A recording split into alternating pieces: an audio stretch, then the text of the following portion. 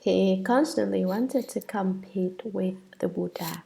He kept wanting to pit his dharmas against the Buddha's, and he always said that the Buddha could not compare with him. So Devadatta provoked King Ajatashatru into killing his father and mother, and then told Ajatashatru to become the new king, saying that he himself would become the new Buddha, that Shakyamuni Buddha was the old, decrepit Buddha. Devadatta wanted to overthrow the Buddha so he could become the new Buddha. But in the end, he messed things up so badly that he fell alive into the hells. He just took his flesh body right along with him to hell. He was intent upon doing things differently from the Buddha, different from the way it is done in Buddhism. This is how externalist sects are. You could also say that Devadatta was battling to be number one. He wanted to be first. He wanted this and wanted that, and in the end, his retribution was to fall into the hells. So it is useless to cultivate non-beneficial ascetic practices. The Anton said about eating meat. The pots of stew simmered during hundreds of thousands of years have brewed oceans of deep resentment into hatred that's hard to contain. If you want to know the reason for the disaster of weapons and troops, try listening at the door of a slaughterhouse to the haunting midnight cries. The pot of stew simmered during hundreds of thousands of years refers to the meat broth and meat soups which people have been cooking day in and day out for hundreds of millennia. The pots have brewed oceans of deep resentment into hatred that's hard to contain. Resentment as vast as the sea is contained in those pots of beef stew. Such hate and resentment cannot be smoothed over. If you want to know the reason for the disaster of weapons and troops, in the past, only hand weapons were used in battle. It was not like the present when rockets, bombs, and guns make it possible to strike from long range. Before, soldiers engaged in hand-to-hand combat. The way it is nowadays is much more vicious. If you want to know why there are wars in the world, try listening at the door of a slaughterhouse to the haunting midnight cries. Go to the slaughterhouse at night. Go to a place where cows, pigs, and sheep are killed and listen to the sounds. What do you hear at midnight at a slaughterhouse? Nowadays, slaughterhouses are usually located far away from populated areas, and so the sounds are not easy to hear. But we can think about it. People have killed so many living creatures, and as those creatures are reborn as people, they will want to get revenge. That is why day by day the resentment deepens. Day by day the resentment grows. There is no way to resolve it. It has reached the point that the cycle doesn't even wait for those who have killed to die and become animals before the revenge is taken. People have simply taken to killing off their own kind. You kill me and I kill you. You killed me in a past life, so now I'm going to kill you. The disaster of weapons and troops is based on killing and nothing else. That is why Buddhism explains that we must refrain from killing. Instead, we should liberate life and take the precepts. If one person refrains from killing, the world has much less violent energy in it, that much less evil influence. If 10 people do not kill, then there are 10 spots of auspicious energy in the world. Those spots are devoid of negative influences and contain only positive ones. As with a single person, so with the entire world. If you are murderous and kill living beings, then living beings will not have any good feelings toward you. If you are kind to living beings, then the living beings will be good to you. Thus, there is a definite connection between the human realm and the realm of animals. Time prohibits me from going into detail about this matter, from refraining from killing, liberating life, and protecting the precepts. I could easily speak for 3 months on that topic alone. In fact, in 3 years, I couldn't exhaust the subject, but I won't say any more now and continue with the sutra text. Sutra. If each had it, then you, Ananda, would have 2 bodies. Commentary. If each had it, if you propose that both your hand and your head have the ability to make contact so that there is touch in both places, then you, Ananda, you would have 2 bodies. You would have 2 bodies because you would have 2 sensations of touch. Sutra. If there were only one touch in the head and the hand, then the hand and the head would be of one substance. If they were one substance, then no touch would be possible. Commentary. If there were only one touch in the head and in the hand, you proposed before that there were 2 powers of touch, one in the head and one in the hand. Now, you propose that there is only one power to touch, only one contact, not 2, but then the hand and the head would be of one substance. They would be one. If they were, there would be no sensation of contact. If they were one substance, then no touch would be possible. If there is only one touch in the head and the hand, now can touch be experienced? Do you see how this principle is being explained? Wonderful, to the ultimate point. Sutra. If there were 2 substances to which would the touch belong, the one which was capable of touch would not be the one that was touched. The one that was touched would not be the one that was capable of touch, nor should it be that the touch came into being between you and emptiness. Commentary. If there were 2 substances, to which would the touch belong? The Buddha has just shown that a single substance cannot be said to experience touch.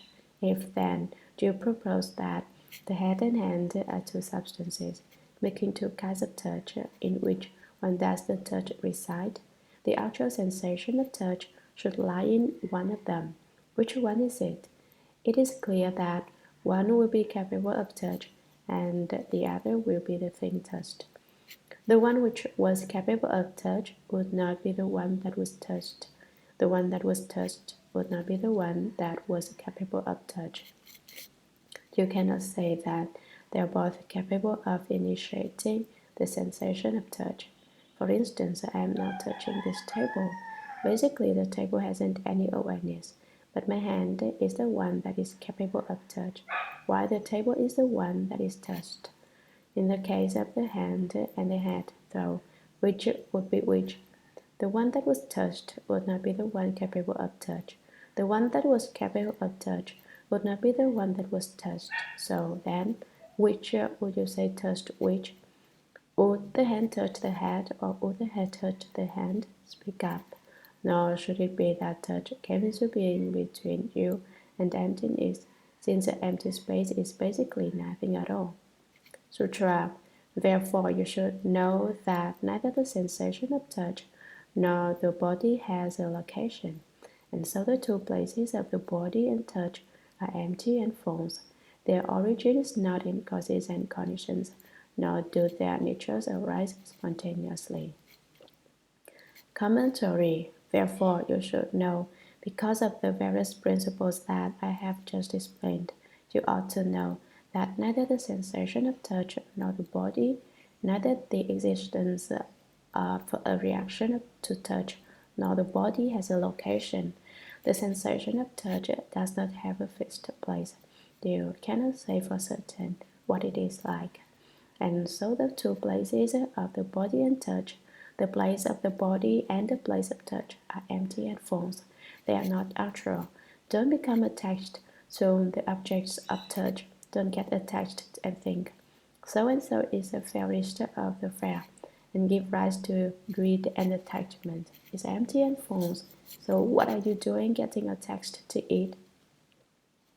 Their origin is not in causes and conditions. The awareness of touch is not produced from causes and conditions, nor do their natures arise spontaneously, nor are they spontaneously produced from within emptiness. They flow forth from the wonderful nature of true suchness of the first commons treasury, but they are empty and false just the same. Don't become attached to them. You should return to your origin and return to your own treasury of the first common. Put down those false characteristics and return to your genuine basic nature. Sutra. Ananda, your mind is always conditioned by three qualities: good, bad, and indeterminate, which produce patterns of dharmas. Commentary. Now I will explain the doctrine of how the mind creates conditions for the defining objects of dharmas. Ananda, your mind is always conditioned by three qualities. There are conditions continually in your mind.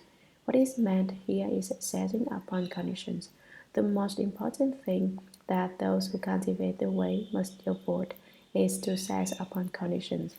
Once the mind begins to set upon conditions, obstructions are created. The sixth consciousness, the mind consciousness, goes haywire and its whole outlook becomes caught up in setting upon conditions. Then it is not at all easy to cultivate the way. No matter how many good deeds you accomplish, they are all phony if you accomplish them with an attitude of setting upon conditions. It is also phony if you take living beings across, no matter how many, with a mind that seizes upon conditions. Ananda, in your mind, there are always conditions: good, bad, and indeterminate. The good refers to all wholesome dharmas.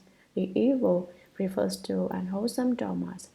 Indeterminate refers to that which is neither good nor bad. There exist these three natures which produce patterns of dharmas. This refers to the ordinary reaction to the defining objects of dharmas, or to Buddha Dharma. Patterns means that fixed patterns emerge among the defining objects dharmas. Sutra. Are these dharmas produced by the mind, or do they have a special place apart from the mind? Commentary. Would you say that the dharmas that the mind creates conditions for are produced right there in the mind? Are these dharmas produced by the mind, or do they have a special place apart from the mind? The mind here is the sixth mind consciousness. Do they have a place apart from the sixth mind consciousness? Express your views on this. Speak up, Ananda. Now, Ananda does not chart the heights and fathom the depths. Ananda doesn't dare to guess at the state of the Buddha. He doesn't answer the Buddha's question. So the Buddha calls to him again to make sure that he is paying attention. If Ananda were dozing off, the Buddha would be speaking in vain. So he calls out to draw Ananda out of his dreams. Sutra. Ananda, if they were the mind, the dharmas would not be its defining objects, since they would not be conditions of the mind. How could you say that they had a location? Commentary. Ananda, if they were in the mind, if you propose that dharmas are simply produced from the mind, that they are the sixth mind consciousness, then the dharmas would not be its defining objects. Then the dharmas your mind gives rise to would not be the defining objects of the mind. Since they would not be conditions of the mind, what your mind seizes upon are the states of defining objects. However, according to your argument, these dharmas are not defining objects. In that case, your mind would not be able to seize upon them. Then, how could you say that they had a location? Since there would be no conditions for them in the mind, how could they have a location? So the dharmas of the mind, the dharma the mind seizes upon, have no location. Sutra. Suppose they were to have a special place apart from the mind, then would the dharmas themselves be able to know?